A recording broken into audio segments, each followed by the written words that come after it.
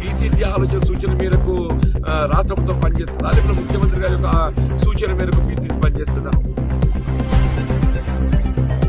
Pradesh Congress Congress party యొక్క ఆలోచన విధానాన్ని ప్రస్ఫుటం చేస్తుంది. కాంగ్రెస్ పార్టీ యొక్క ఆలోచన విధానాన్ని ప్రస్ఫుటం చేసేది ప్రదేశ్ కాంగ్రెస్. అటువంటి ప్రదేశ్ కాంగ్రెస్ ఆలోచనకు అనుగుణంగా పనిచేసిన ముఖ్యమంత్రి గారి ముఖ్యమంత్రి గారి ఆలోచన సూచనకు అనుగుణంగా పిసిసి పనిచేసినాక వీళ్ళ కార్యకర్తలకు గుర్తింపు లభిస్తుంది.